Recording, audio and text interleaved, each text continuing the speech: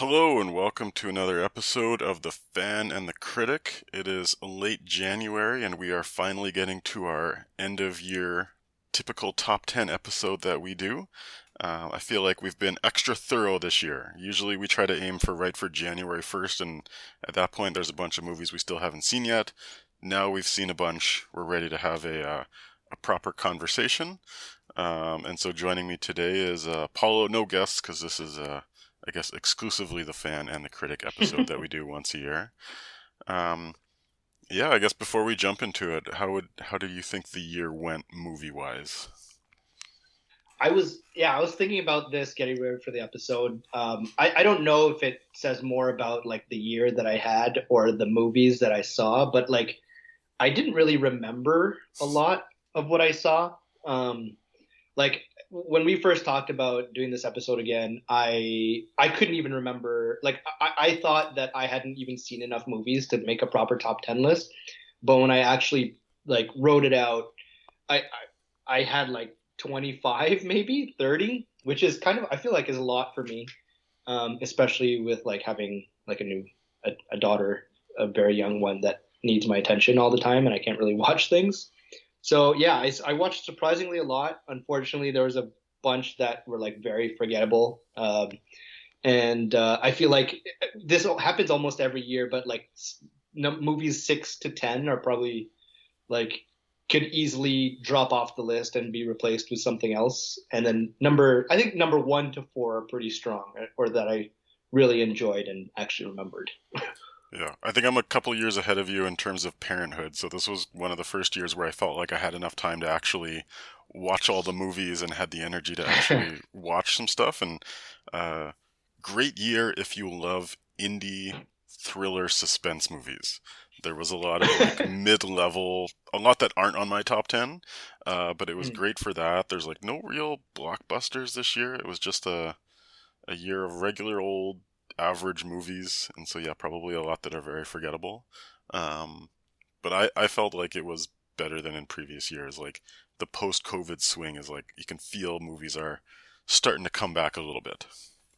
Movies are back, baby. Um, Not quite the I think it's theaters, funny that but yeah.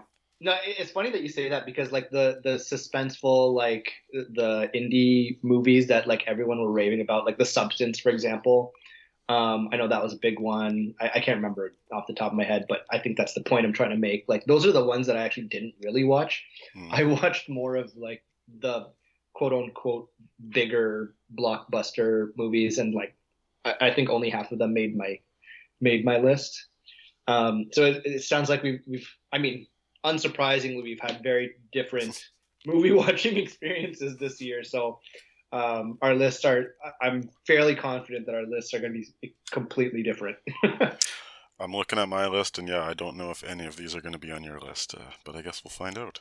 And I guess, by the way, for our listeners, we have not shared our top tens with each other. We have no idea what our lists are going to be like, so we are discovering it in real time with you, the audience, as well.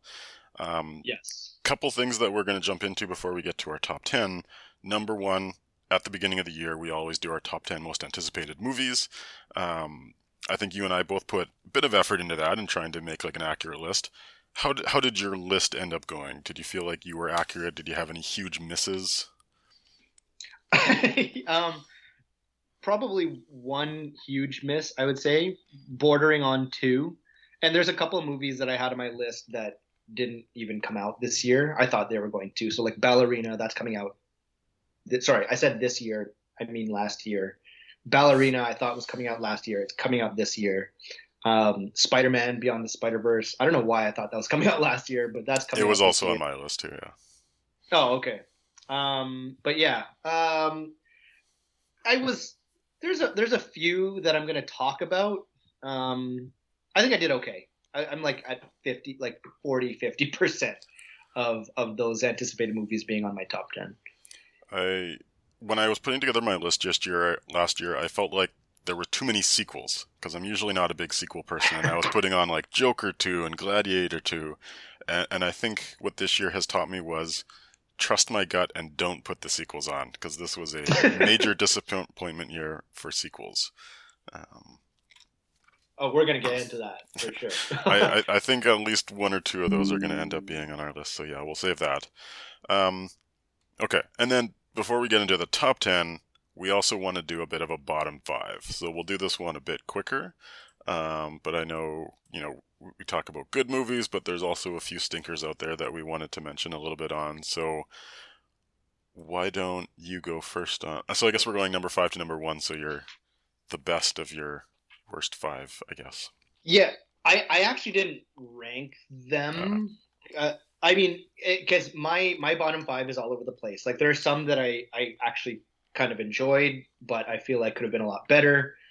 There's some that I just absolutely hated, and I don't even want to talk about that much. So I'll start with like a really really bad one.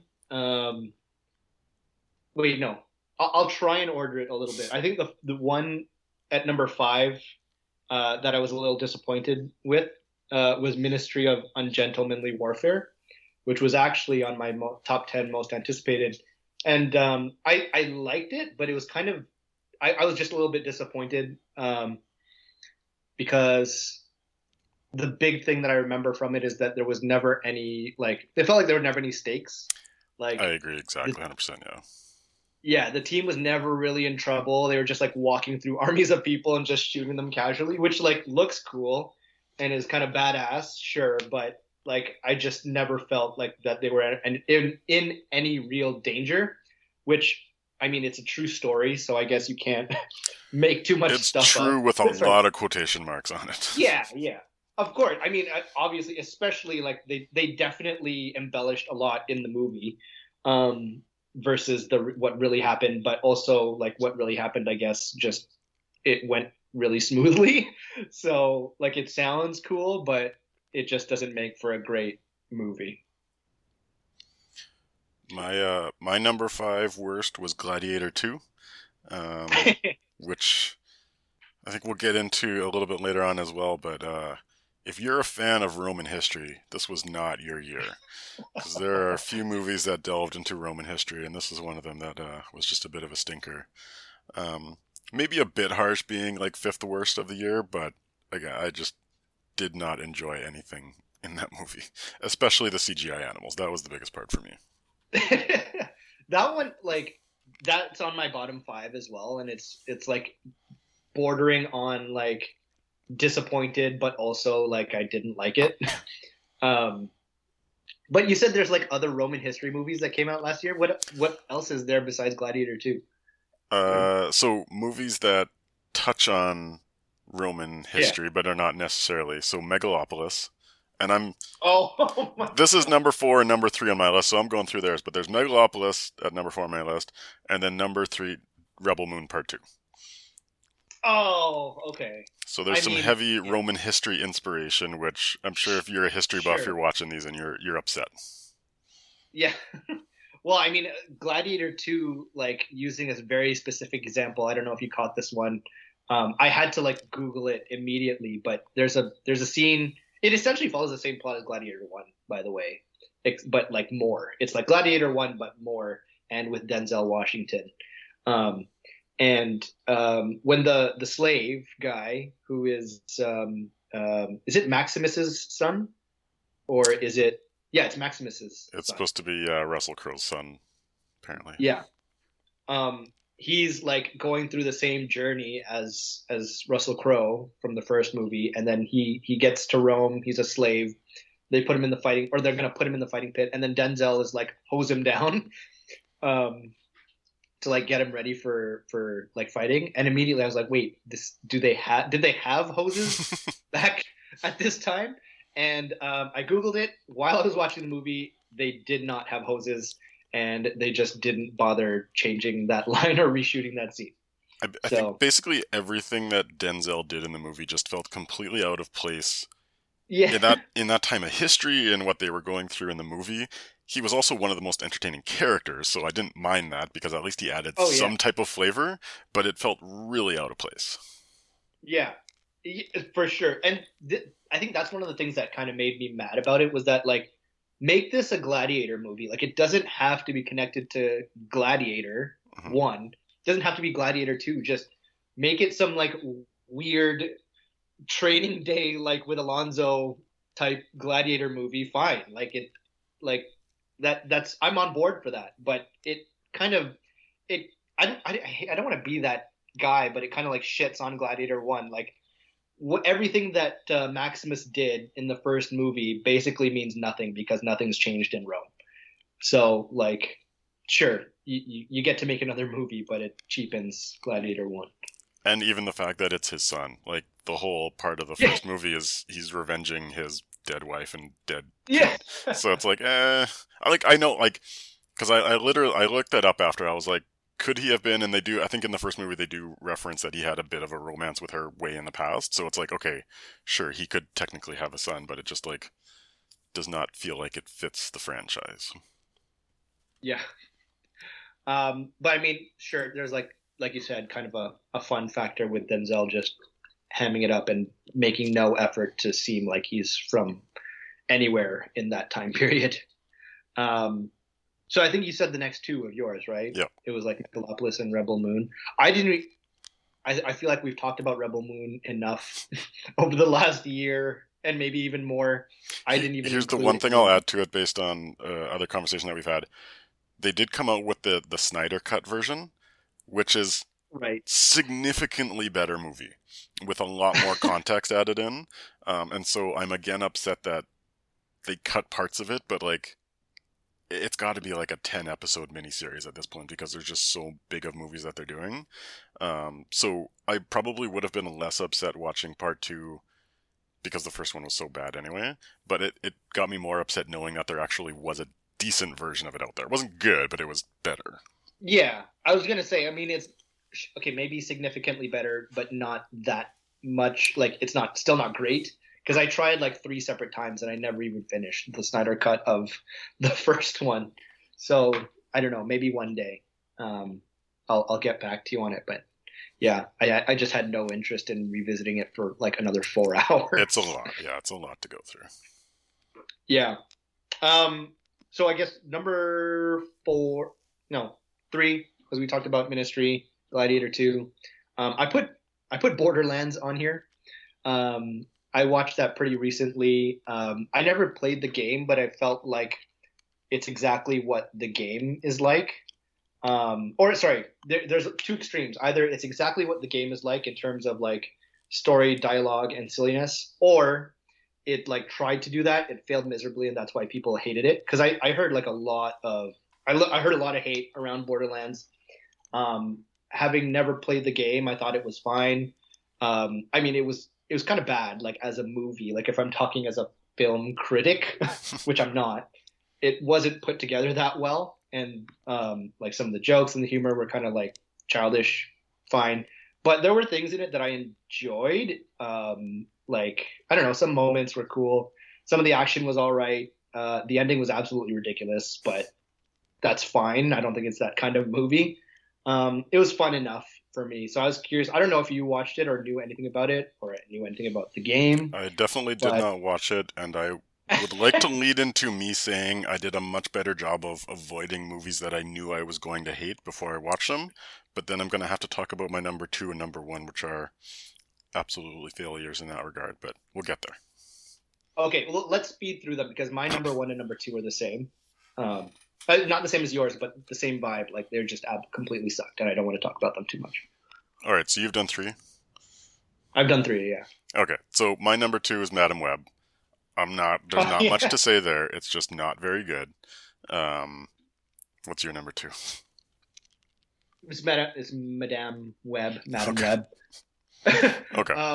The only thing I will say is that I was hoping that it would at least be like laughably bad, like I would enjoy how bad it Yeah, it was. was decently enough that it wasn't like that bad. Sorry, you're saying it was like that? Like it would have been better if it was worse because it was Oh, okay. slightly competent enough so that it wasn't so bad it was funny. I mean, I don't even know if I would say that. It was just kind of like it was boring. There was like nothing to it, like nothing even to laugh at. It was just like confusing as to why it was just so bleh. Yeah. So I was disappointed on multiple levels. So that's that's all I have to say about that. Um, Um, What's My your number? number one, and I don't know why I'm still watching movies in this franchise. I could go on a 20-minute rant around why these movies are terrible. I don't know why I watched it, but Godzilla and Kong: The New Empire. I knew it. Like, I sat there at the end of the movie, I'm like, this is terrible, this is bad, like, how can it be so bad? And then I was asking myself, like, why are you doing this to yourself? Why are you watching them? Like, you know what they're gonna be. It's still the worst thing I saw all year, but again, I should not be surprised. I'm surprised, number one, that you did actually watch it at all. I'm not at all surprised that it was on this list. For you, I had it as like a shout out of just outside my, well, no, not just outside of my top 10. Like I just wanted to call it out. So I'm glad that you put it on this list.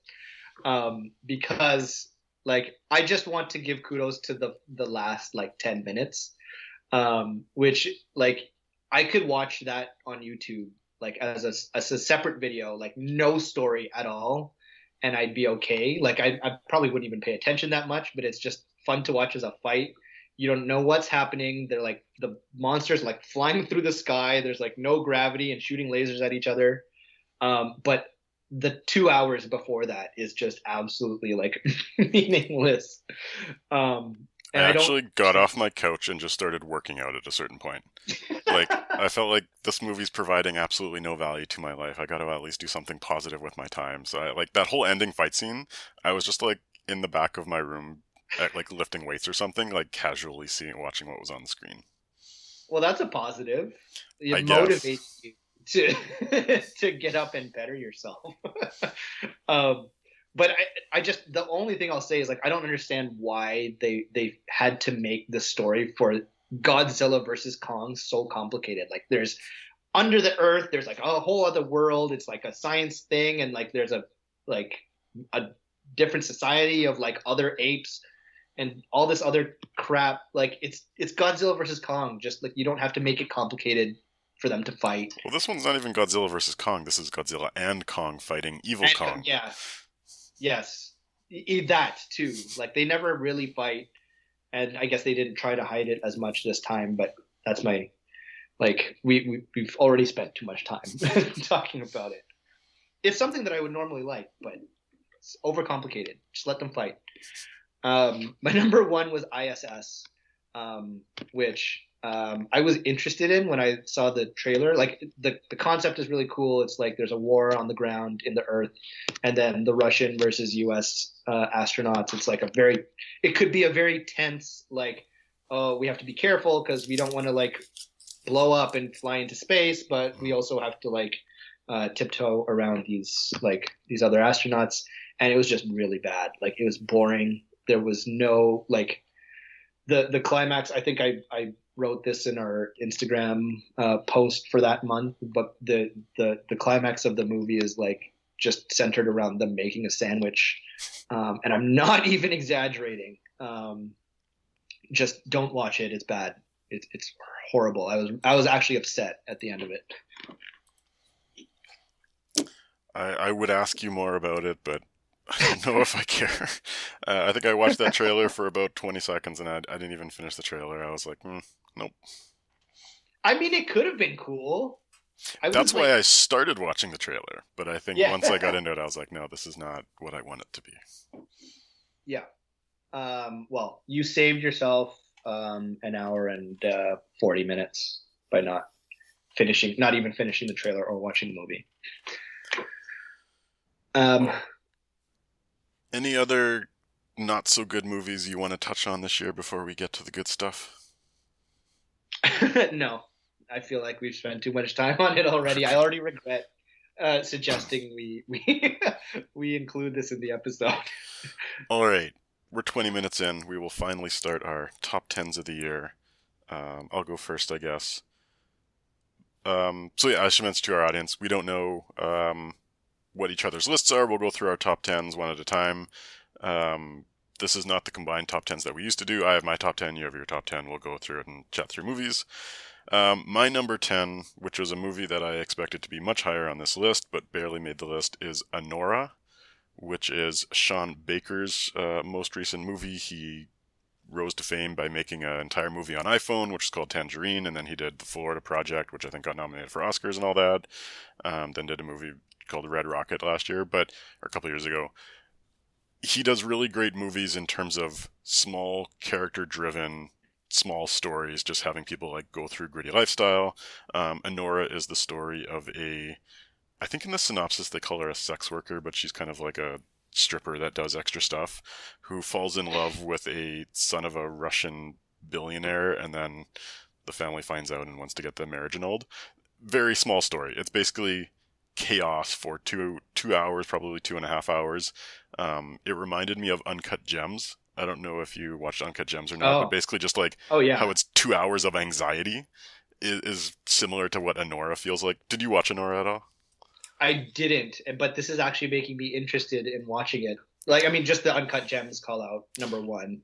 Um, Yeah, I enjoyed it. It probably would have been higher on this list if it didn't make me feel more anxious. Like it's a negative feeling that I come out of the movie with, but I respect the performances, I respect the story, like it's fun, it's got a lot of like fun moments of it. But I just wish it was a little toned down or like because it's a 2.5 hour movie where not much happens, and so it's kind of just like people in situations having conversations. So really well done, really well acted. The main actress, I've seen her posted everywhere now, and like for full credit, like she did great. Good surrounding cast as well. Just not not the same type of story that Sean Baker has done with some of his other stuff. Like Florida Project was great in terms of like how it wrapped up and how you feel about the characters after, and this one just kind of like I don't know, you just kind of feel like you're floating around, following some people around for a little while with anxiety. with a lot of anxiety of people just shouting and yelling a lot. Okay. I think the one thing that I did hear about that movie is the main actress, who I remember from Scream, from one of the more recent Screams, um, is like there's Oscar buzz around her, or like potential. Is that like, do you think that's legit based off Honora, or? She did great, and I actually so what Sean Baker has been famous for in the past is casting people who aren't real actors. Because in the Florida Project, the person who played the mom was just some like Instagram Right. person, and like the girls that were in that who are now famous, he just like met at a grocery store somewhere, and so I went in thinking like I didn't think she was a real actress. I thought she was just like a sex worker that he decided to cast for this, and Like she a did real great. I sex was like, worker. oh, she's doing like fantastic job. Um, and then yeah, I found out she's a real actress, and I was like, oh, that kind of like bums me out a little bit because I was thinking like, oh, it's another person that Sean Baker found. But no, totally, like she did a great job. She deserves the Oscar buzz. I don't think she would win, but like, sure, yeah, in the nomination categories. Okay, interesting. That one's that on my radar now. I barely heard about it aside from what I just mentioned you until you talked about it. Um, Let me go. So number 10, I mean, this one's tough because like I could easily put three different movies in number 10 in the number 10 spot and I wouldn't really care too much.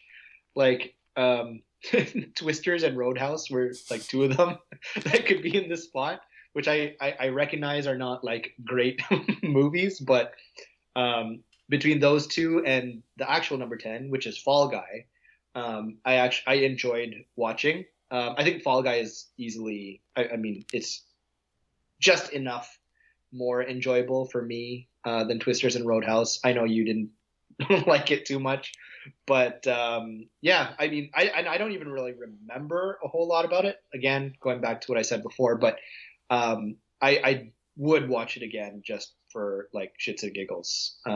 It's just Ryan Gosling being a stunt double, trying to solve a murder mystery kind of, or like kidnapping slash murder, and at the same time win back Emily Blunt's heart. Yeah, it's just it's fun. I did actually think because it has to do with like kind of a peek behind like how movies are made and like how what things are like for stunt doubles, and I thought that was pretty interesting about it as well. I I didn't hate the Fall Guy. I didn't like it that much either. I think my biggest complaint is they set it up as like this love letter to the stunt crews, and then the stunts weren't really anything special. Like it was fun to see this is how you would shoot a scene. This is how what like the behind the scenes looks like. But I just feel like Mhm. if you're making a movie that's a love letter to the stunt crews, like it should have great stunts. Like something that would rival like a Mission Impossible, especially because like the director was also coming from like a stunt background as well, and it was just kind of whatever, like nothing special in terms of any of the stunts. So that was like maybe I just had the wrong expectations going into it. Well, this is one big question that I have with something like that, and it extends to other movies as well. Because like we've seen like us and probably a lot of other people have seen so many movies. There've been so many stunts over like hundreds of years of cinema. Um, are we like desensitized to like actually amazing stunts now? Because and I guess that could be feeding into why people use CGI a lot more.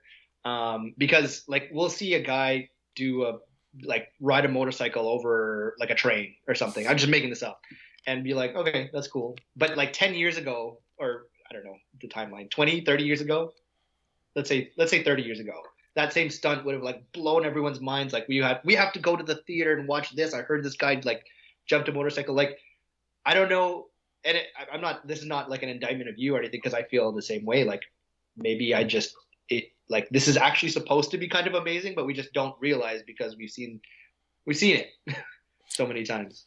But like, there's still people who are upping the game. Like, you think about the Mission Impossible movies these days, like, they have that real kind of like centerpiece stunt scene. And it's more like quality over quantity, that if you can really design a scene and really like build it up and build the tension. Whereas if you just throw somebody like, oh, I jump over a train in a bike, it's like, okay, who cares?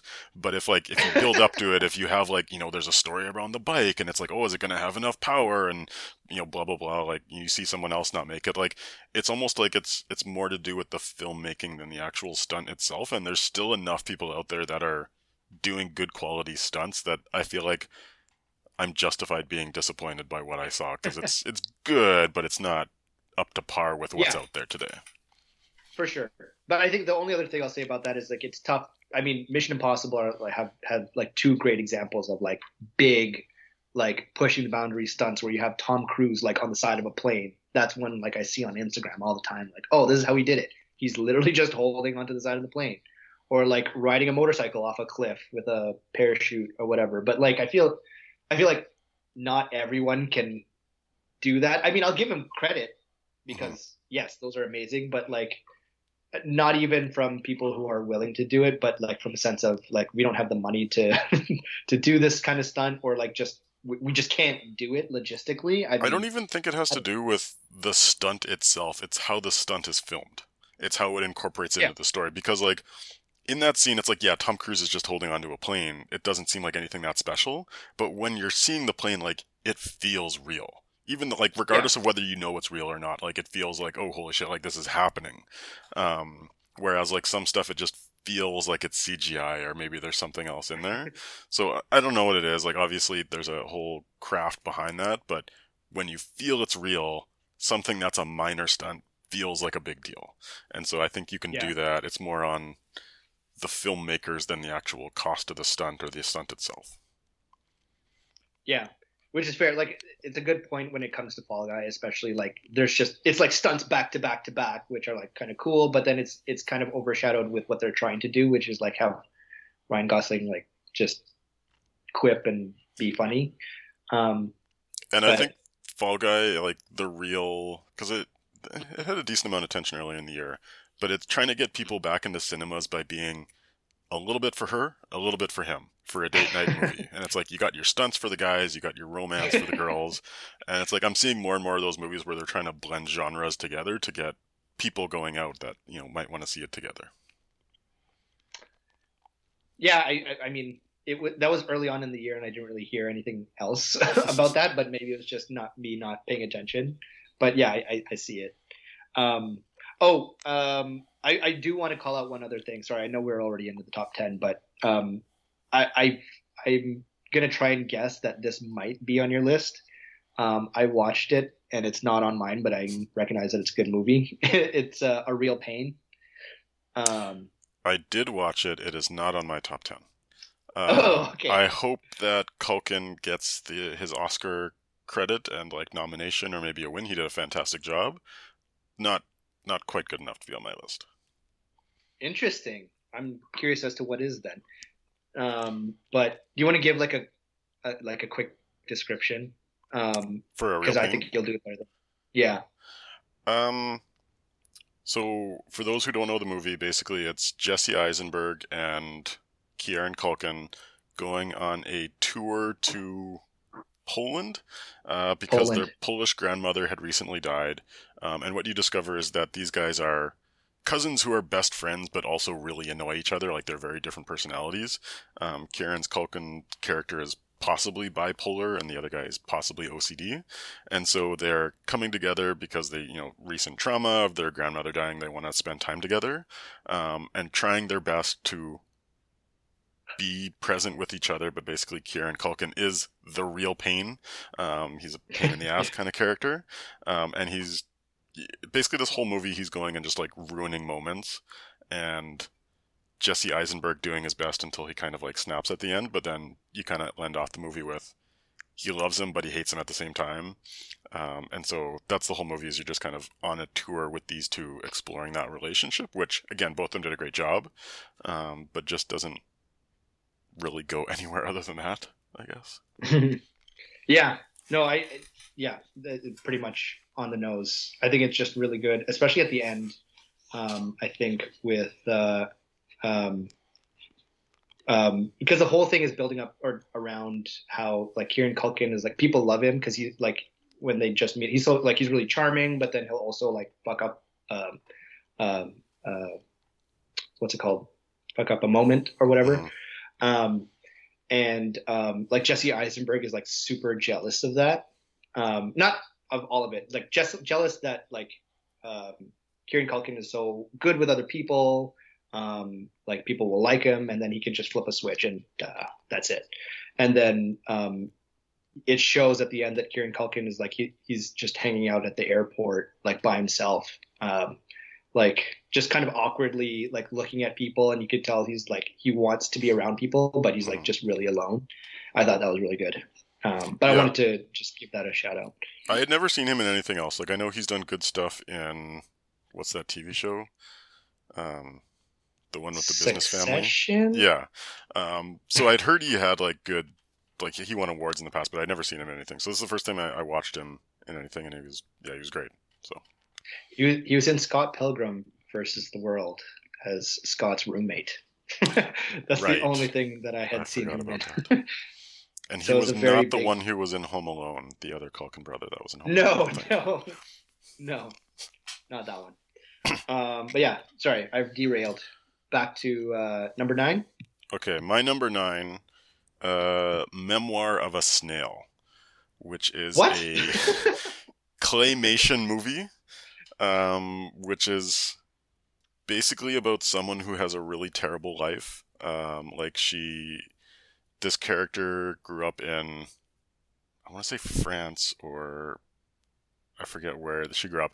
But basically, like her mom dies, and then her dad is on like disability, and then her dad dies, and then her and her twin brother get like shipped off to Australia, and they get put in different houses, and then they grow up, and everyone dies, everyone's terrible, everyone's trying out to get her, and it's all done in claymation. The person who did this claymation, they either got nominated or won an Oscar. I want to say like 10 years ago for a movie called Mary and Max, and so it's a it's a very grown-up claymation movie, I guess is what I'm saying. And it's just like you could probably take like strip away any 5 minutes out of the movie, and it would make like a really interesting short. Like they're just really intimately done, really well, like character-driven moments. It does steal a lot of jokes, which like I don't know how to describe, but there's a lot of like jokes that characters tell, which is like, oh, I think I saw that on the internet like 20 years ago. And so like things that aren't new, but other than that, like there's just a lot of really touching moments where you feel like this director like actually like maybe this is their actual life. And I googled it after, and it was a guy who did it, so not a girl. The main character is a girl, Oh, but probably took a lot from his own life. You could tell of like the pain that he went through, because at the end of it, the girl ends up going to film school and learning how to do claymation and doing all that. So it's like obviously there's a lot of his personal life in it. I don't know how to describe it any more than that, but it's just I think it will get some Oscar credit, like Recognition and before losing to Inside Out 2 probably. Um, but it does deserve to win Best Animated, even though I know it won't. But yeah, it's really hard to talk much more around like what the plot is, other than like, because it's just like it's 2 hours and it changes every like 5 minutes. Like it's just going on and on about like the misery of somebody's life. Um, Yeah. but it captures it really, really well. I had never heard of this movie, like not one bit until this moment. I feel like you've out Carsoned yourself with this one. This one is reasonably well known. Like I've seen it on a lot of like Oscar buzz type stuff this year, so it's not I'm not the only one who has like searched the depths of cinema this year to find something like this. Um, but this Yeah. was one I wasn't expecting to be that good. Like sometimes I play video games and then have a movie on the side if I'm just like casually interested, and this is one where I was playing for like 5 minutes and then I was like, oh, I'm gonna turn off my video game. I'm gonna watch this movie properly because it captured me and brought me into it. Oh, okay. Cool.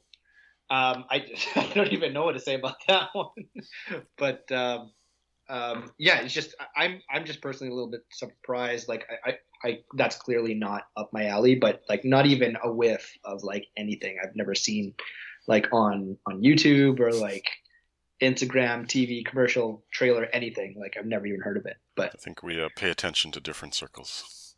clearly, we have not figured that out by now. Apparently, my number nine was Monkey Man, which was on my most anticipated movies list. Um, I feel like talking about it now, it could easily have been on my more disappointing movies because I was expecting a bit more. There were some good fights, interesting, like decent story. I mean, it doesn't have to be that big of a story. It's just like revenge for his mother type thing.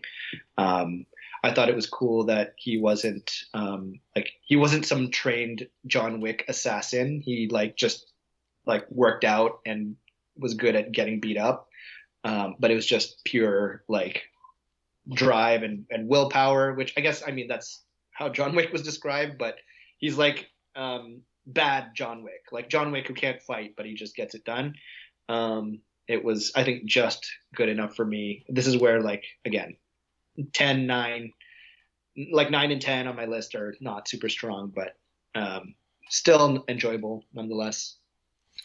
I definitely enjoyed the incompetence angle because it was very much sold as a movie that was like, hey, it's like Indian John Wick, Yeah. and that element made his character a little bit more unique, and it made the fight scenes a little bit more unique because he was always kind of screwing up and then recovering from it. So I thought the story was a little bit messy at times. I think that was a little bit culturally lost in translation for me, but it was a solid movie, not on my top 10, but decent enough.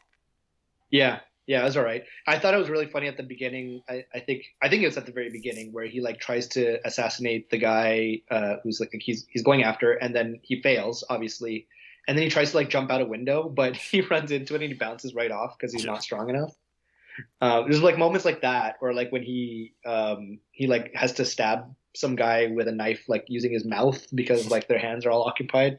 There's just little moments like that that really added to it for me. But yeah, what is your number 1098? My number eight, which is a movie I'm confused why it's gotten so much viral recognition this year, is The Substance, which is a movie that I enjoyed.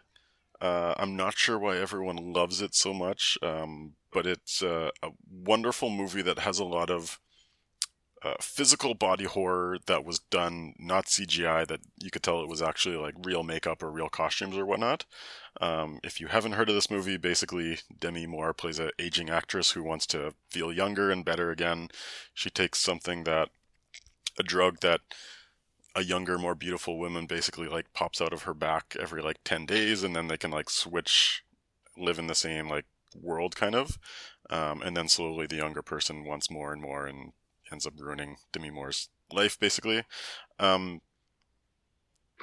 really good in terms of the imagery and like the way that they set it up and the way that they actually do the transitions from like old body to young body type stuff. But the story is super bare bones. and the world is like it feels like a very cheap movie. For example, the young actress played by Margaret Qualley.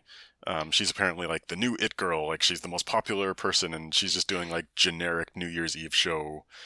She's going on like some like Jimmy Fallon show or whatever night like talk show host that is, and it just feels like there's two people on set and it's all made out of cardboard, and it just like they didn't really create that world. So that kind of undercuts it a little bit, but still number 8 on the list because just from a pure like reminded me a lot of like a David Cronenberg type thing where it's just like that's a funny image type thing. And it was nice to see how like those two, like Demi Moore and Margaret Qualley, like do a great job of just playing off each other and like kind of showing the contrast between like what they want and all that. So had a lot of fun with it. Don't know why everyone loves it so much, but I enjoyed it at least a bit. I think it resonates. I mean, I haven't seen it, but like from what little I know about it, I feel like it resonates with just how things are right now. I mean, people are really in tune with, or like attuned to like the whole experience of aging actresses and like how unfairness in Hollywood and how, I mean, it's been like that for a while, but it's just been a little more amplified, I think. And I feel like it's the substance is like kind of a parallel to Ozempic, which is like a huge thing right now. And there's like people doing like side by sides of actors and actresses who have, I don't know, this is all probably fake, but like who have taken Ozempic, maybe, and then they look like fine in one picture, but like really skinny and like unhealthy in the other. So I feel like it's just that's what's like feeding into the whole uh, viral buzz around the substance. I probably am not going to watch it just because I've learned over the last couple of years that I don't like body horror. It's probably mostly because of Titan, but other similar movies. I feel like the body horror is a little bit goofier. Like it starts off as pretty real to the point that it's like kind of gross, but like by the end, it's almost like so over the top that it's just silly. And so I don't think it's like it doesn't stay gritty for very long. It definitely is more of like a social satire and just like goofiness at a certain point. Yeah. I mean, one day maybe I'll watch it if I see it on streaming, but like it's not a priority for me. So clearly not on my top 10. Um, but yeah, I've heard very good things about it. What are we at? 8? Yep. My number 8 was Wild Robot. Um, Another movie that I probably would not have watched on my own if not for my wife. And it was it was super cute. The geese in the movie though are such assholes that it made me mad. It was it was a nice, cute story. I mean, I've mentioned this on the podcast before. Like, lots of things are hitting different now that I have a child of my own. I'm much more emotional now, so Wild Robot I think just played into that. And any other year it might not have made my top 10, but it is now sitting at 8 for 2024. I had pretty high expectations for the Wild Robot because I heard a lot of people saying really good things about it. I was a little disappointed because it's very on the nose of what the metaphor is that it's going for. Yeah. Which it's like it's still pretty good at times. I just wish they masked it a little bit more than that. And it also got very like lovey-dovey at the ending, which I guess that's the type of movie it is. I think I enjoyed it, but I was maybe had too much hype for it. Okay. I mean that could explain like our different ratings, I guess. I don't know, just because I went into it completely cold. Like I said, it's not something I'd normally see. I didn't know anything about it. My wife just picked it because we take turns. And I just ended up like absorbed. Like I was like, wow, I was invested. And I was super into it by the end. Also, Lupita Nyong'o, who I think is the robot, the wild robot, she does a really good job like voice acting. I mean, to the point where I feel compelled to call it out, which I don't think I've ever done or really cared about. I mean, like I actually didn't even know she was the robot, so that yeah. I tells mean, how good she did. yeah, exactly. Like I felt like she fit her, like her voice and her performance fit perfectly. So that's why That's another big reason why it's on my top 10. Because she also does Maz Kanata in Star Wars, which is a very completely different role as well. Yes. So Yeah. um, which I think I knew at the time. It's so hard to think back. Like that was such a long time ago, Force Awakens. But I don't even remember if I knew that it was her. I guess she's just a very good voice actress. Too yeah, bad she wasn't very Mascara. famous at that point, so I think she was. Yeah. Too bad Mascanada just never appeared again in this. Oh no, she did for like a minute, which doesn't matter. On a Like hologram, 50 yeah. other characters. Yeah, 50 other characters in that movie that just didn't matter in that series. Um, Number 7 for My Carson. number 7 is a little bit of cheating because it got released at 2023 in festivals, but it did not get picked up for wide release until 2024, and so I'm counting this as a 2024 movie, and that would be Strange Darling, which is a horror suspense thriller movie played in 5 parts. It's played out of order.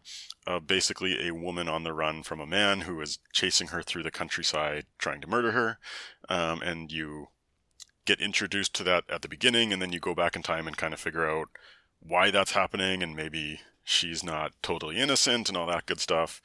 Um, it's a wonderful little story that has good individual scenes, like how they play out these chase scenes and these horror scenes. It's slow, it takes its time, it builds tension, it pays off. And then just the way that they shot the story, a little bit out of order of you think you've been led one way and then you find out there's more reasons for it behind, like, led to the scenes that you watch. Just provide a little context. I thought was a great way of doing the storytelling. I Is it like don't Memento? um a little bit. Like Memento always goes a little bit further back and then a little bit further back. This one like starts at the middle, then goes back in time, then jumps ahead a bit, and then goes back and then goes to the very ending. Okay. So it kind of goes all out of order like this, but every time, like, the story that you're learning, like, you learn about the characters in kind of a straightforward way of, like, you're introduced to them and then you learn more about their background. Um, but again, I would say very slow building tension that then pays off over time. So, wonderful little story. Cool. Oh, cool. That's another one that I had not heard of until, I mean, aside from you posting it in the in our Instagram for the month, our monthly Instagram posts. Um, but is the recording picking up my daughter? It is. Oh, okay. Cameo. Um, anything? Did you have anything else to say about Strange Darling? Sorry, she just walked No, one thing I'll touch on though is one thing I tried to start doing this year is when I find out that a movie is getting buzz from people that I respect and know, I try not to read into it at all, try not to watch any trailers. And this was one of them where I had never heard of it before. I heard a couple people talking about it, and I was like, oh, I'm going to watch it. I'm just going to, like, queue it up one day without knowing what I'm getting into. in. And I found that significantly improved the movie watching experience on a lot of movies for me this year, and it's something I'm going to try to keep doing. That as soon as I know I'm going to watch something, I'm not going to look into it anymore and just go in blind. Because that was I think if I had watched a trailer before going into this, I probably would not have enjoyed it as much. So, um, yeah, if you like thriller suspense movies, go watch it. Don't look into it, just watch it. Okay, that has helped me for a lot of movies that I've gone into cold. I mean, that approach. Strange Darling. I mean, it interesting enough. I'm gonna have to add. There's a whole list of movies that like we've talked about or that you've talked about to me that I intend to watch, but I just haven't either because I'm like scared or or like And I this one is know. not scary at all. I would say the one downside for something that might bother you more than it bothers me is uh, randomly stopping for 20 minutes and just having like very slow conversations going on to like build That was characters. the other thing. Yeah. Yeah. That was the other reason why some of those movies are still on my list. Um, but like, just use an example, like Mother, we talked about like a long, like years ago. And I still like, it's still in my mind to watch it. And I just have never gotten around to it. That one I think a little more on the scare. Like for some reason I'm a little scared of, but I don't know. For people that have seen it and are listening to us, might think that sounds dumb. Yeah, if you're a parent, you should not watch the movie Mother. Oh, so it's too late. It's too Yeah. late for me to try and watch that one. Okay, well, good to know. It'll just go down my list like further. Um, where am I? Number You're number seven. 7. Yes. So I'm looking at my list and I regret 100% having this at number seven. This one should be number 10. Um, I'm just remembering more about the movies as I talk about them. So it's too late to change it now. Alien Romulus is at number seven. It really should be number 10 because it was like nothing special. It was just like a decent alien movie. I think the one thing that stood out for me was like the visuals at the very beginning, where it like purposely looked like 1990 style wise. And the other thing was like the scene where it's like anti gravity and there's alien acid blood floating all over the place, like near the end. I thought that was kind of cool. And the main character girl, who's another like she's starting to be everywhere now. I can't remember her name. Kaylee Spinney or Spanny or something like that. Kaylee Spaney. She was in Bad Times at the El Royale. Not probably not a movie, not a good example to use because I don't know if anyone saw that movie. She's going to be in Um, another movie later on in my list as well. oh, okay. I think I know what it is, but I can't remember. But anyways, yeah, it was good. I mean, it's like again, all, kind of a remake. Like it feels like a soft reboot of Alien One, even though it's like tied into Alien One. Like there's references to it. Oh, and I thought it was really interesting that the Alien. I guess I'll spoil it. It's on Disney Plus now. I think everyone who cares to see it would have seen it already. But like there's a alien human hybrid at the end, and it's played by like well, he's probably like 18, 20 now, but there's this basketball player, I think in Europe, named Rob Bobrovsky or something like that. And like I remember seeing videos of him on YouTube when he was like 16, and he's like 7'6", and he was a teenager at that size, and he just like moved really awkwardly. I think his nickname was like the praying mantis because he's just so like super skinny and like running down the court he like wobbles a little bit, and they used him as the alien, like the human alien hybrid, and I think that was quite well done. Which is a throwback to the original Alien because the original Alien in the 70s was a guy in a suit who was just very tall and lanky and kind of creepy. And I What was it, enjoyed like a grown-up guy? yeah, he was a more adult. It wasn't like an 18 Okay, year old. yeah. But I'm glad this was on your list because I wanted to talk about it, and it was like number 12 or 13 for me. As a fan of sci-fi, I loved the beginning. Like the world building, like they're working in a mine. It all feels very real. It feels very lived in. The whole idea that they're kind of selling their time as like that whole thing was good. Um, the whole second half of the movie devolves into just like references to the original movie and kind of like really dumb action scenes. Like at one point, he just says, "Get away from her, you bitch," which is like, why would that character say that in that point? I don't know why. But the first half was great. So I really loved that, and it was enough that I still enjoyed all the annoying references and stuff like that in the second half. I was just like putting up with it because of the Yeah. strength of the first part. I mean, and they like never come back to that stuff, like the world that they've built in like the first little bit. Like it's No, but just it's once like they all leave. the world felt very real whenever they went. Like the ships that they go on, the rooms that they're Oh in, like yeah, it feels very claustrophobic. It feels like you know where you're at. Like what the like there's one scene where all the what the chest bursters or the little aliens that wrap around your face like they're swimming in the water, and that feels like a nice cool room for an action scene. So there was a lot of good stuff that was going on, a lot of good action set pieces that just again devolves into nonsense at the end, but still solid. Good filmmaking. yeah, yeah. I mean, like I said, still would be on my top 10, just not as high. And I forget who the actor is that played because there's an artificial human being who ends up being like broken at the beginning, and then he ends up becoming like slightly evil personality at the end, and like that actor just like switches halfway through the movie, and he does a great job in both roles. So I don't know who Yes, he and I was, but he haven't was great. seen him. I haven't seen him in anything else. I don't think. I think I looked him up afterwards, and I don't think he's even been in anything else. I could be mixing him up with someone else though. He will But hopefully get yes, more roles after this one. Yeah. kudos. Yeah, kudos to him. Um, number six. My number six is a movie called A Different Man, which is starring Sebastian Stan, who plays the Winter Soldier in those Marvel movies. Um, in the first half of the movie, he's in heavy, heavy prosthetic makeup, where he's like a very disfigured person. You think like the Elephant Man type thing, like very non-recognizable.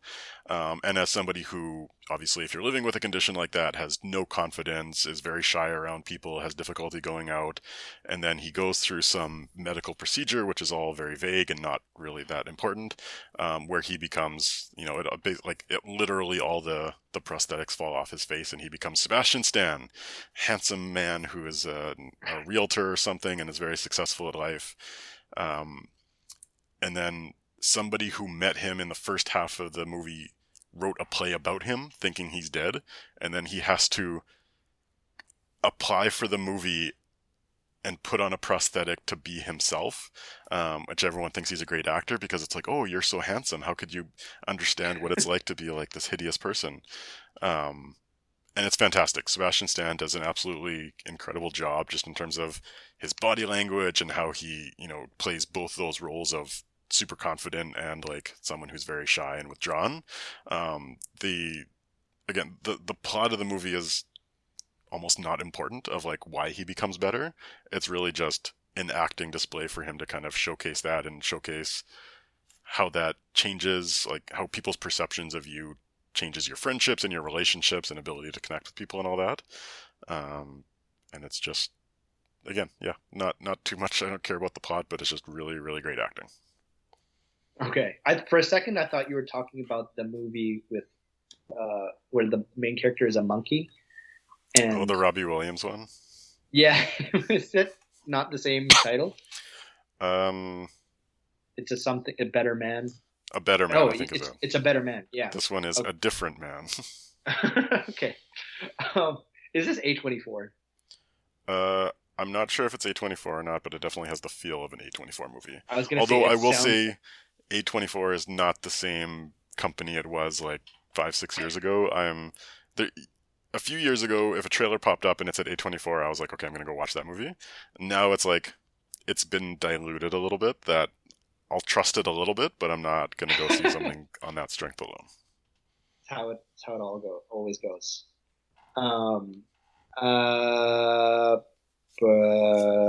Six. I keep forgetting what number we're on. We are at number six. Number six. I picked. I put Long Legs at number six. Uh, One big reason is, well, okay, sorry. This was between five and six, and it being scary made the difference to for me to put it at six rather than number five, and it'll make a little more sense when I say what my number five was. Just a little more positive than this movie. Also, kudos to myself for actually watching it because, well, I mean, to be fair, I didn't know that this was going to be like spiritual horror when I started. I thought it was going to be like kind of like serial killer horror, which I'm okay with. But it's literally like Hail Satan, like evil demon type horror, which I am not okay with. Um, but what really helped was Nicolas Cage being in this movie, and I like his, let's say, overacting or like really like being over the top. Both helped, was both appropriate for his character, and at the same time helped me not be as scared because there's like um, I think one scene where he's like kind of just being crazy and like singing his lines, and I was like both like a little creeped out, but it was also kind of funny to me. And it helped me get through the movie because it is. I found it very scary. I don't know. I know you watched it. I don't know how you felt about the scare factor I did for not Long know Legs. Nicolas Cage was going to be in the movie when I watched it. Yeah. This was one of those where like I knew I was going to be interested in, so I just like went in blind, and then like he shows up halfway through the movie and he's just going nuts. And it was not because the first half of the movie is very like solemn, very like grounded, very like Mhm. because it's like FBI agent doing investigation, and then he shows up and just completely changes the mood of the movie. But I agree, it's fun and it cuts the tension, and it's a great vehicle for him. Yeah, and I think to your point, like about how it's like very grounded and kind of somber, I guess, in the first half, and then it turns into like maybe not turns into, but it gets like when it really ramps up the spiritual stuff, and then you see like demon shadows and like an evil demon nun sitting in the chair, like that kind of. I mean, it is still kind of scary to me, but it's also kind of it kind of ruins it. Like we didn't need the demon nun. Like what's happening in the room is enough. Um, like no spoilers, because I would recommend people who haven't seen it to watch it if they can stomach it. But yeah, it was good. Like it did its job. Really scary. I wanted to watch Smile 2, the podcast, so that it would maybe be on my list, because I really enjoyed Smile 1. But I think one very scary movie was enough for me, especially again considering that I have to go into my daughter's room in the middle of the night every time she wakes up in the pitch black, and yeah, just having like a whole pitch black room at my back with like long legs in my head while holding my daughter is just too much for me. And not even about long legs, but there's a lot of scenes in that movie where she lives in the wilderness by herself, and like Yeah. there's like big windows and dark trees all around her, and the camera is showing a lot of the background, and you're expecting something to pop up, and it never really does. I'm sure if we rewatch it, like they probably had like a face somewhere in the background, but there's a lot of just like very slow building tension throughout the whole thing. Yeah. And yeah, so like I said, like for those reasons, like it was really well done. It's a good scary movie. It's I think it's on um, not on par, like not the word that I want to use, but it's like whereas people would say something like Midsummer or Hereditary were like too slow and it's too much on the like anticipation, but then nothing really happens side. Like Long Legs, I think is a better balance of that if you're looking for like the anxiety inducing build up, and then there's like also like scares that you do see. There's a bit of like some balance for people who like that. And then I also kind of felt like there was it mirrored Silence of the Lambs a little bit at the beginning, like just tone wise, and also how Micah Monroe, who is the main actress, who was also in It Follows, by the way, another good horror movie. Um, she has like an accent. It's like I don't know what to call it. It she sounds like Jodie Foster. It's Jodie Foster, right? Yeah, In it sounds Silence of the almost. Lambs. It's kind of like mouthful, like she's talking with her mouthful type. I don't know how to describe it, but it it it almost sounds like she's doing a Jodie Foster impression from Silence of the Lambs, but like very subtle, um, not enough to like take me out of it or ruin Also, I don't know if you've heard this term that started popping up this year of elevated horror, which is a term that I think film nerds came up with to say like a horror movie that I feel like I'm smart for watching, because they feel it. like they can't just enjoy a horror movie on its own for whatever reason. And now other people who are not film nerds make fun of film nerds because they feel like they're like it's like pretentious horror movies, which is really annoying to me because some of the things that go on in the movies are the ones that you talked about, like Hereditary and Midsummer, and probably something like A Long Legs too, which are like I don't know what's elevated about them. They're just like silly horror movies that happen to be like slow burn, I guess. Yeah. But anyway, that term annoyed me this year because I actually enjoy a lot of those movies, and I don't think they're elevated at all. They're just like Yeah. simple horror movies. I mean, like I haven't heard of that term. I can it kind of makes sense to me, but like you said, I wouldn't call any of those like elevated horror, I would like something like The Witch, or The Witch, which I always talk about how much I didn't like. I think that is something that I would put under that category if I had to. Um, but yeah, I mean, those three that I mentioned, like Hereditary, Midsummer, Longlegs, I like all those movies. Those are good to me. Not elevated film nerd horror. So watch them, um, Yeah. if you haven't already. Did I describe what Longlegs was about? That doesn't matter. Just watch it. Yeah. There's also a few more that were in that category. Again, as I started off with, like, it was a good year for indie horror movies. I don't know if any more are going to be on your list, but there's a couple more that I had in my 11 to 15 range that didn't quite meet my top 10, but I quite enjoyed this year. What's the opposite of elevated? Like reduced? Like I guess, yeah. reduced Simplified. horror? I have simplified horror. I have one of those on my Okay. list.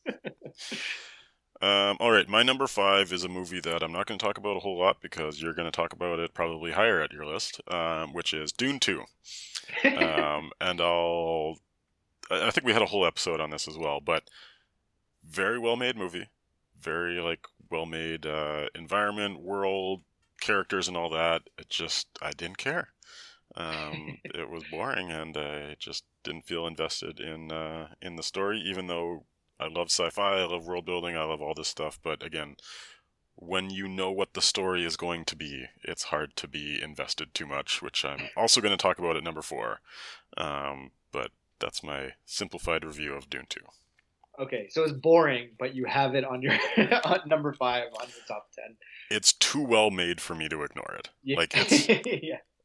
maybe I could probably, if we really wanted No, to I dig get into that. the positives, like it's again the world, the machines, the different families that they have, like everything is set up really well. Even like I would say one of the things that really elevated it for me was, oh, what's his name? The guy who's of like the Fremen, who's all like goofy acting type thing, because he's like Lisa Nagaib. Oh, Um, yeah. Um, shit, I forgot his Bard name too. Javi- Javier Javier Bardem. Bardem. Yeah, him just being a little bit different, and because the movie was getting a little bit dry and a little bit boring at times, but him just like spicing it up a little bit. Yeah, I think all the characters did a great job. Unfortunately, yeah. Timothy Chalamet was the main actor, and we had to follow him around. But yeah, really, really, really, really well made. I hope they make Dune Messiah. I just didn't particularly enjoy the story at all. Yeah, I mean, spoiler alert. You are right. It's higher on my list. I think the big difference between you and me, and we've talked about this before, so I won't say anything else. But I am not familiar with the story, so it's like brand new to me. It's shiny. I like it. It was not boring for me at all. Number five for me. So going back to like a little more positive than Long Legs, and this made the difference between the two is Inside Out 2, which is essentially Inside Out 1, but more. Like more everything, more characters, more feelings, more, I mean, action, I guess, quote unquote, like cartoony action. Um, um, but yeah, it was nice. Also, I think the the big thing about this one, I can't remember if I mentioned this to you, but so in the real world, the main girl, like little teenage girl, Riley. um, Riley, yes, her two friends, one of them is like a shorter, like probably Asian girl, and like I picture like how what she looks like is how I picture my daughter will look like when she gets to be that age. So like there was some connection there, which is not fair, but I think that that helped elevate it on my top 10 list. But yeah, I mean, nonetheless, a good movie. If you're into that sort of thing, and even if you're not really, because I'm not usually. I can't tell you why I didn't really like Inside Out 2. It's certainly very good. And like I connect to that whole daughter piece as well because again, for listeners, I have a 3-year-old daughter. I'm a sports person. I'm probably like going to encourage her to be into sports, and that's a big part of the story as well. As this Riley character is going through like hockey camp and dealing with her friends, and so like I connected to all the stuff, and it was all really well done. I think maybe there was just too many characters and too many things going on. Maybe that's what kind of lost me at times. But I would say pretty good, but for some reason I didn't like it as much as the first movie. Yeah, I mean that's fair. Like, and that goes into like it's Inside Out one, but more. That could work both ways. Like for me, it didn't. Obviously for you, it did, which I get. But like I also give it a lot of points, and the same points that I give to Inside Out one, just how creative it is with like everything inside the body with the feelings and the different like the dream stuff. All that was like super cool. So I definitely rank both of them very high. Yeah, I wish what they would have done, because they introduced like a whole new set of feelings characters on this. Like, I wish they would have introduced like one more. That character being like anxiety or whatever number one was, and then just like keep it a little bit more, because it just, yeah, it felt like it was jumping from place to place very quickly. But the overall story that they were telling was quite good for them to do. Like, especially like how do you follow up Inside Out one, and it's like, yeah, that was a natural like daughter who's 3 or 4 years older. Yeah. Well, if we're getting really technical, I feel like the reason why they had to add, they had to keep adding more. Like anxiety is clearly like the centerpiece of the story, Mhm. but then there's like lines that wouldn't make sense coming from anxiety. So now we have to add, what are the other ones? Like I forget, boredom, like shyness, whatever. Um, like otherwise, like we can't like it's kind of like a victim of their own creation. Like Mhm. it's not gonna make sense if we have anxiety saying these like, oh, bored, like I'm bored type stuff or whatever. But yeah, small nitpick. Maybe I'll rewatch it in 7 or 8 years when my daughter's a teenager. We'll see. All right, my number four, which is one that probably you expected to be higher on my list, is Nosferatu, which was number one on my most anticipated list. It's from Robert Edgers, who did The Lighthouse and The Witch and the what was the other one? The Something Man, from, the Northman from a few years ago, which was my number uh, one a few years ago. Love everything he's done. I was watching this movie absolutely in love with everything that was going on for the first hour, and then I had a moment of clarity where I was like, I've heard this story like 10 times before. Because for those of you who don't know, Nosferatu was basically a ripoff of Bram Stoker's Dracula in like the early 1900s. They just changed the names of the characters and basically told the same story. And so it's the exact same story as Bram Stoker's Dracula, which I've seen many, many times in different adaptations.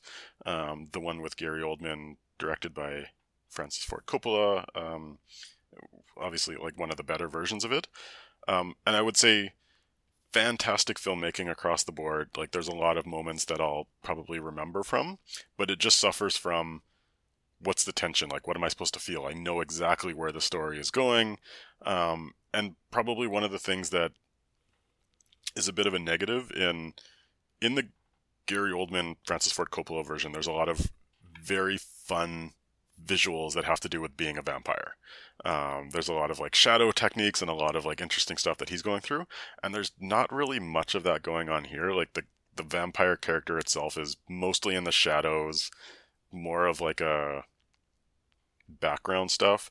I've heard a lot of people talking about like the prosthetic penis that's being used as part of it. I don't even remember that scene in the movie.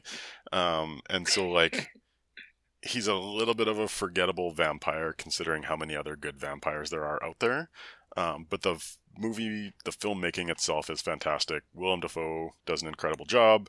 Nicholas Hoult does a better accent than Keanu Reeves did in the 90s version, we'll say that much. Um, a lot of people are praising Lily Rose Depp and her performance. I thought she was okay. I kept thinking that it was the actress who plays Alicent in House of the Dragon, because they uh, can look very similar, although a bit of an age difference. But I would say she does okay, but not amazing. And so yeah, great filmmaking. I enjoyed all the individual scenes. I enjoyed being part of that. I actually went out to the theater specifically because I knew I was going to enjoy the filmmaking. It just suffers from I know exactly what's going to happen. okay, interesting. I mean, I four doesn't surprise me. Like I wasn't thinking that it would be. I think between four and one, I wouldn't have been surprised. Um, uh, I also wanted to watch this movie, and I know like I don't have a really good track record with watching Robert Eggers movies. I will say I do need to apologize because I rewatched The Northman. I think a few months ago, and I remember like the first time around I didn't enjoy it that much, but watching it again, I thought it was really really good. I think I was probably just paying more attention. And yeah, like that one's really good. I mean, I'm still not a fan of like The Lighthouse or what was the other one? The Witch, The Lighthouse, and The Northman is the only three Oh, The movies. Witch. This Yes. one is much more accessible than The Witch and The Lighthouse. Like, they tone down the accents a lot from what he's done in the past. Like, it flows a lot more naturally. It's not as quiet or slow as some of his other stuff. So I feel like this is his most accessible movie. Um, Even more than The Northman. yeah, because The Northman Oh. gets pretty weird at times, in ways that I enjoyed. Like, one of the best things I loved about The Northman was at the very end, you have a scene where these two guys who hate each other are naked and in a volcano, and then they kill each other, and that just like feels like a very epic ending. Whereas this one's just kind Yeah. of like, now we're ending. So, Oh, okay. Yeah, I mean, like this is one that like I said, I was interested in watching. I think, um, I forgot what I was going to say. Um, oh, I was going to ask you if it was scary at all. not really. It gets a little gross at times, but it's not really scary. Oh, okay, because I haven't seen any like adaptation. So you mentioned like there's Bram Stoker's Dracula and a bunch of other adaptations. Like I at least knowingly haven't seen any. So like I know the gist of the story, but I felt like I was going to use I feel like I'm going to use Nosferatu as like my introduction to that story, and that usually goes pretty well for me, a la Dune. So I don't know. What they need to Probably, do is just take this movie and then every time there's a vampire, just cut a scene from Gary Oldman's vampire from Dracula, and that would make it a much better movie. Because I would just recommend going back to the '90s Dracula, but then I have to remember how bad Keanu Reeves is in that. Which, if you haven't ever seen his British accent, go watch it because it's hilarious. I've Um, heard about it. That makes me want to watch it more. it's definitely one of those. It's so bad it makes the movie better type thing. um, yeah, I think that well, if I'm not mistaken, what that was one of the things that like kind of Keanu Reeves was like on the verge of being hated at the time, just because he was like just people would say he's just a bad actor. Where like huge swing nowadays, he's like the most wholesome, like everybody loves Mhm. him type of dude. Anyways, Um, and one of the last things I'll say about this is there's a lot of people talking about how freaky sexual it is, which all those people need to go watch Titan because they don't know what's out there. yeah. Uh, just I'm gonna leave that one alone. I'm tired of bringing up Titan every time that I talk about something I don't like. You have to suggest like another like just absolute like thing that I am gonna hate more so I can move off of it. That's a special movie though. I don't know what's going to top that. um, am I at four? You're number 4. Okay, it's probably one that didn't even sniff Carson's top 25. I put Deadpool and Wolverine. Carson's Almost made shaking my his head. bottom 5. That would have been my number 6. Okay. I mean, and it's not surprising to me at all. I'm not even mad because, like, I get it. Um, but Faye and I really enjoyed it. I think it was one of the few times we went to the theater. To be fair, one of the other few times we went to the theater last year was to watch Venom, and that actually should have been in my bottom 5. But Deadpool and Wolverine, um, like it has everything that I want in like that kind of movie, like gratuitous cameos, the bait and switch with Chris Mm-hmm. Evans, not Chris Pine, Chris Evans as Johnny Storm, to the point where I even forgot that he was Johnny Storm back in the day in Fantastic Four. Um, um, and like the story, I mean, the story doesn't matter. And like as the other Deadpool movies, there's a bit of heart to it. Like there's always like the reasoning why he does like the reason that's driving the story is like something like he wants to protect a little boy, or he wants to save his girlfriend who died. This one was like I can't remember.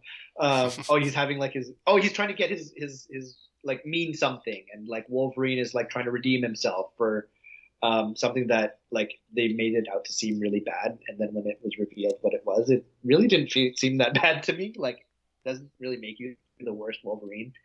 Um, Spoiler: he got drunk while the X-Men died. Um, but yeah, I liked it. I enjoyed it. It was funny. The like also specific scenes like the whole fight in the minivan. That was fun. All the action, and then I mean, obviously, it has the same problem, or it runs into the same problem that I had with the other Deadpool movies, which is not just a bit of a nitpick for me, but it's like death by a million jokes. Um, but obviously, that's the point of the character, and not enough for me to not like it.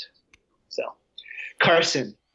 I wish I had seen it on opening weekend because I watched it 3 months after it came out, and at that point I knew all the cameos, I saw all the screenshots, and it's like I probably would have enjoyed some of those cameos had I been surprised to see them.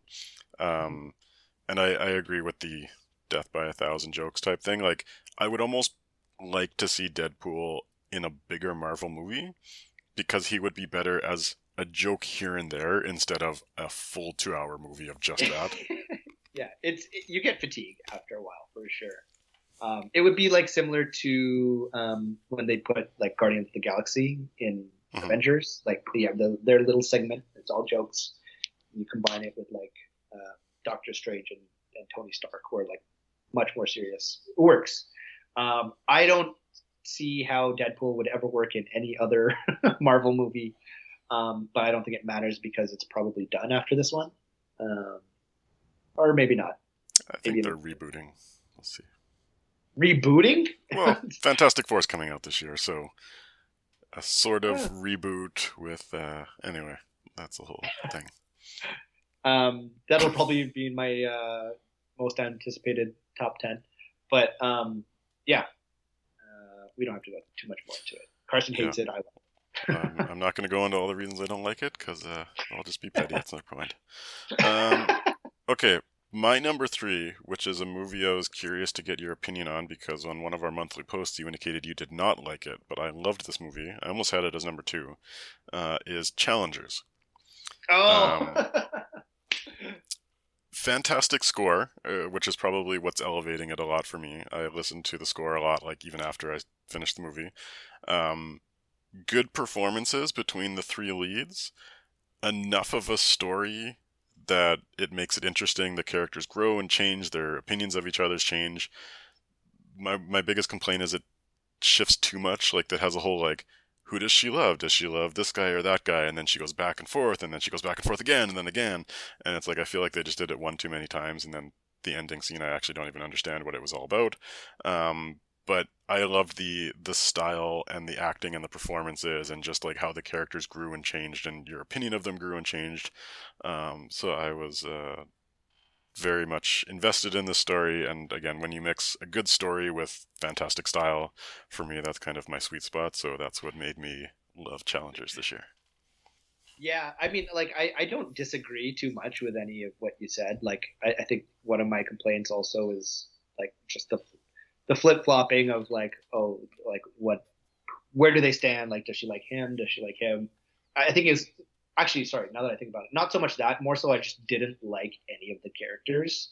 Like, they did really well, and I think that was the point. Like, they all, you tell why they're doing what they're doing or how they are the way they are. Um, it all makes sense. It's a pretty interesting story, but I just don't like any of them. And I think that's why I did like it. Like, I like shitty Yeah. characters, so like, uh, yeah. Which yeah, again, it's totally fair. Like, people, I wouldn't like, I wouldn't say, I wouldn't tell other people that, or like try to convince another person to not like this movie. Just like for me, I didn't enjoy it just because of like, again, I didn't like the characters. The whole ending scene made me really mad because it was like watching like the fourth quarter of an NBA game and both teams, and it's like a 2 point game and both teams have all their timeouts. Like it's drawn out, like two serves took like 30 minutes, it felt like. And I get the whole point of it. Like, it's the guy, like one of the guys revealing to the other guy through his serve or how he serves, like he fucked his wife or his girlfriend or something. Sure, I get it.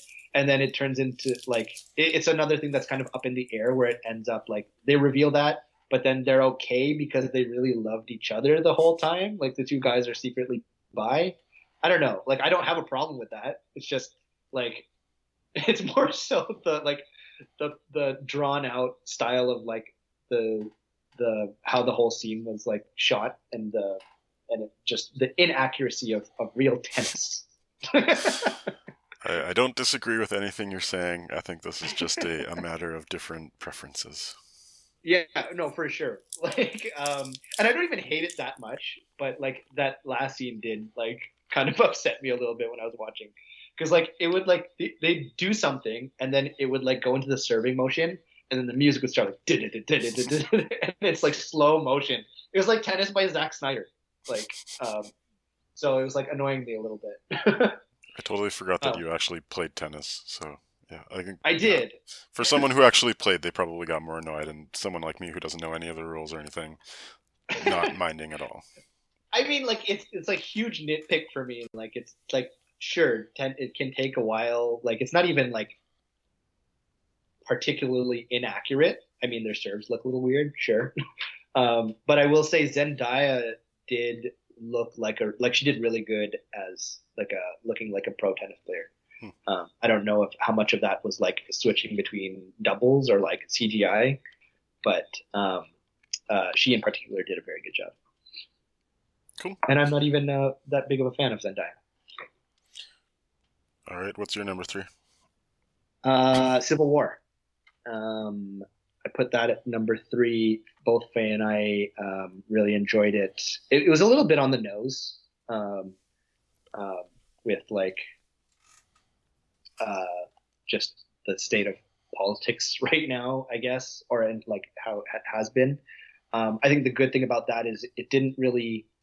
Maybe I'm just like taking it the wrong way, but it didn't really attribute either side to like who was in power and who like it didn't. It was like on the nose politically without being too political, which was cool. This is one of the few examples where I kind of knew what I was getting into before getting into it. Otherwise, I probably would not have liked it as much. And I say like people who like it should be called Civil War photographer and not Civil War because there's like next to no action in it, and like one of the two or three action scenes are like taken in like photographs. So yeah, if you're looking for like a big like Civil War action movie, it's not this. But good characters, performances. Kaylee Spaney. I can't. Yes, actually, this is where she pops up again from Alien. Did you say it was going to be on your list or my list? So Or Civil like War is my my? number one. I Oh, okay. absolutely loved Civil War. Well, yeah, I Should we guess I'll just talk jump about it ahead? now.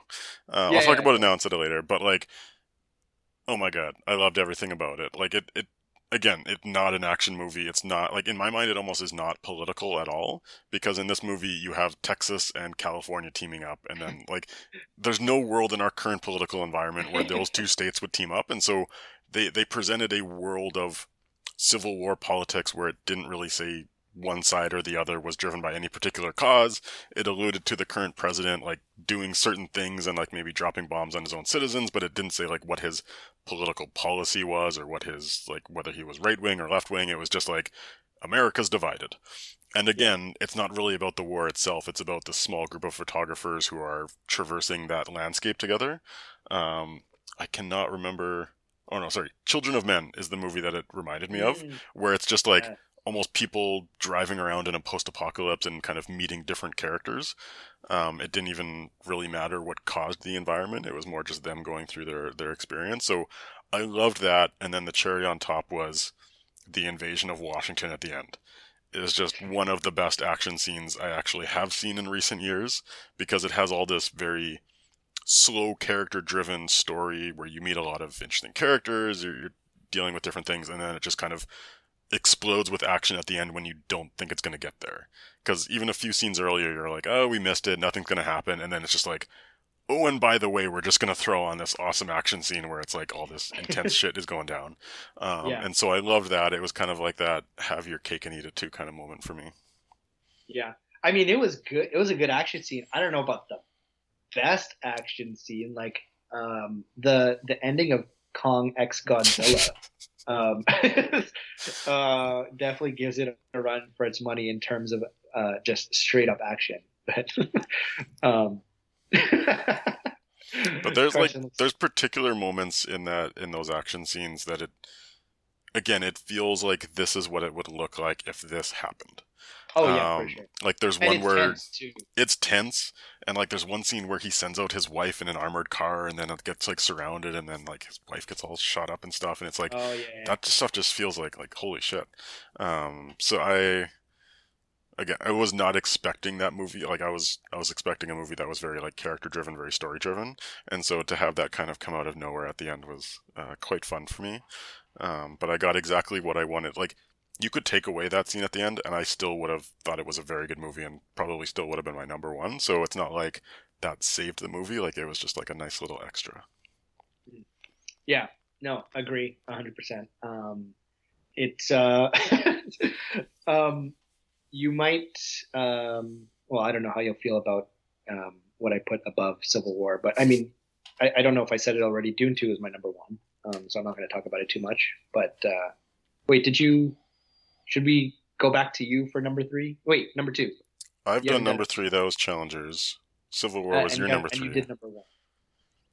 Yeah, you skipped ahead to number one. Uh, So we're at my I number mean, I'm two. not going to talk. I'm not going to talk about Dune 2, which is my number one Okay. a whole lot. So we can go back to your number two. Okay. My number two is Conclave, which is. I don't think you're expecting that one, and I was not expecting that either.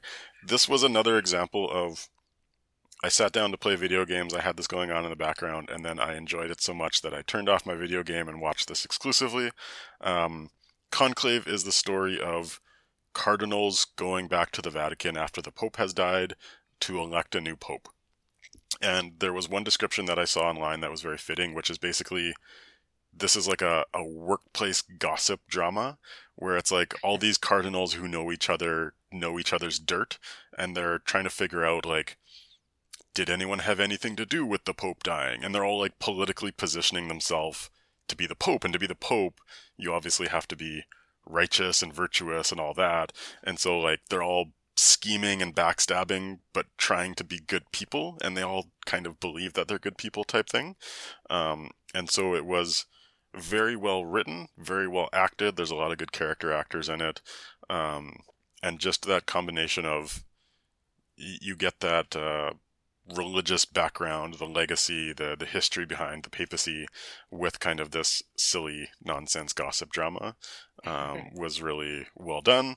Um, I didn't think I was going to put it number two. I originally had it more like seven or eight, but I just like if I just sit down and obviously as I've gone through my list, I've told you all the things I didn't like about all these other movies.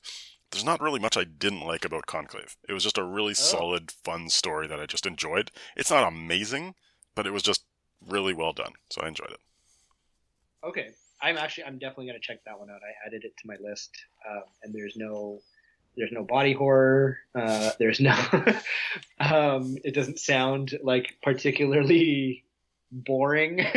So, It's pretty fast uh, paced, pretty like quippy type yeah, thing. that's what I mean. Yeah, so that's probably gonna be. I'm probably gonna check that one out soon.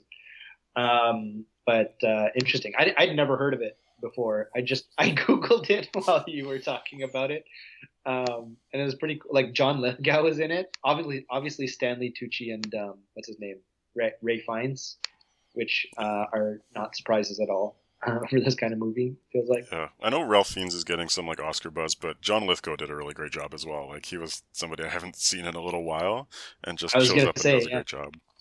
yeah. I don't know what the last thing I saw him in was. Um, but okay, cool.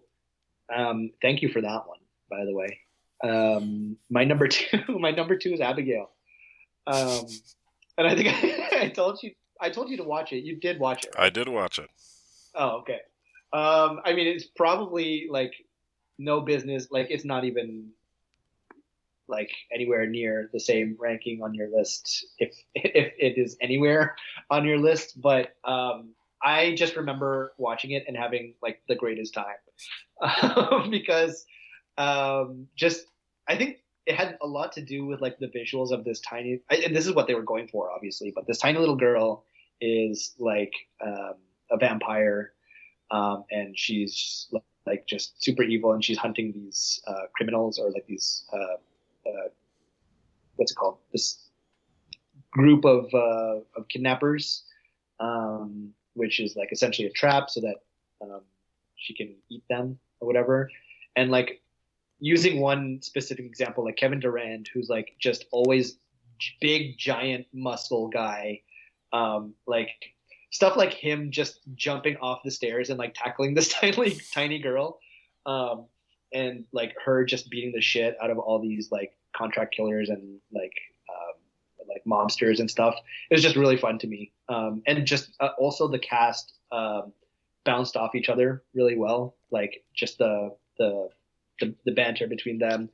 It was fun. Also, the main character Melissa Barrera, who is also in Scream, like the more recent Screams, until she got canceled because of things that I won't get into on our podcast in case we get canceled.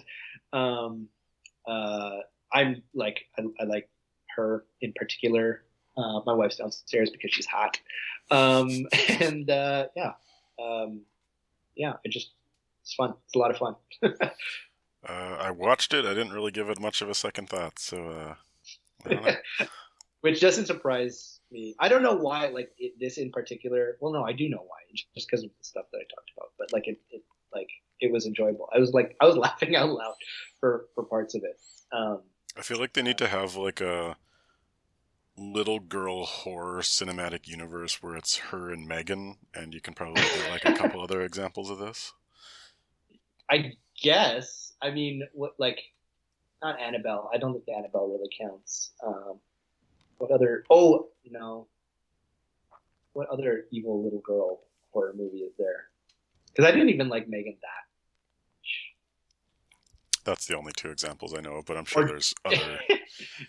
or just an Abigail. Like I would watch a series of Abigail. Although the ending, like the very end, where the her father, like her father vampire, is he's like a not well known, but like he's recognizable. I can't remember who. Matthew Good, yeah, he does good Matthew stuff. Good. Yep, Okay, yeah, that like he was I in don't The know why. Watchmen. He was the main villain, Ozymandias. Yes, Ozzy, yes, him. Um, like him appearing as her father vampire at the end was kind of a little too much. Like they should have just ended it like maybe 5 or 10 minutes before that. But that's like the tiniest example. If you want just like some fun, like popcorn, like it's the mashed potatoes of movies for me. Like we've talked about before. Like I like stuff that's comfortable and it's not too scary and it's fun and cheesy and funny. Yeah, Yeah, I can't say too much negative about it. I think it's exactly the movie that it was trying to be. yeah. But definitely on par with Conclave, which was Carson's top number two last year. Similar movie. So Yeah. yeah, if you want, like, yeah, if you're trying to, you have a movie night and you're thinking of different things, you have a lot of different directions you can go in if you've made it this far. I'm gonna weasel another comment into this conversation because we briefly touched on cinematic universes. I was watching Nosferatu at theaters and the trailers were playing, and I saw Christopher Abbott show up in a horror movie. And I love Christopher Abbott. He is in a lot of good, like, smaller horror movies. Um, and as the trailer was going on, I realized that this was a trailer for the new Wolfman movie. And Yes. the dark universe that they failed with the Mummy movie is now coming back because it's the Invisible Man that they did, and this director is now doing the Wolfman, and it looks like they are setting up the Blumhouse horror dark universe, which I am elated to find out about. Wait, so Oh, so the same director from Invisible Man um, Is is now doing doing Wolf, the Wolfman. and the other ones before that. So like, what, the Mummy was supposed to be part of it So originally, and originally that's they not. had The Mummy with Tom Cruise, and then it was going to be Javier Bardem being the Wolfman, and I think Angelina Jolie Yes. as Bride of Frankenstein of all these old Universal monster movies. And so that failed of it being like an action cinematic universe, so they've gone back to it being a low budget horror cinematic universe because I'm sure they're going to bring up other, yeah, these ones. I'm I'm into that one. I did. I also saw the trailer for Wolfman, and that was. I'm looking forward to that as well. That trailer on its own would not have interested me at all if it were not for Christopher Abbott, so I'm 100% attributing it to just that one actor because he makes good decision and is in other things. Yeah, I recognize it. Well, I didn't recognize his name. I had to Google it, but when I saw his face, I agree. All right, well, we're ending it off there for another top 10. Any in the coming weeks we will have our Instagram post where we talk about our top 10 movies of next year, but before we do that, is there anything top of radar for you right now that you are particularly looking forward to next year? In the short term, there was two. I think one is Ballerina, um, carrying over from last year, and then number two. I mean, maybe not on my like most anticipated, but it's coming out in like early February. I think Love Hurts. I want to watch that. It's the one with Ki Hui Kwan, and he's like a retired or like a in Is hiding that the one hitman. with Marshawn Lynch? Marshawn Lynch is in it. Yeah, yeah, probably another like Abigail type movie where I may like it. I may like it a lot, and Carson will not give it a second thought. But that's Yeah, those are the one two off the that's top on of my my head. radar from last year's top 10 that didn't come out was Mickey 17 with Robert Pattinson, which still hasn't come out Oh yet. yeah, I think that'll come out soon, so that'll probably be on my top 10 for next year, but I gotta do a bunch more research to see what else. yeah. The trailers are out for that one, right? Yes. All right, well, that's another year of our top 10s. Thanks for listening. And check out our Instagram, at the Fan and the Critic, to see our top 10 most anticipated for next year. Thanks for tuning in. Bye.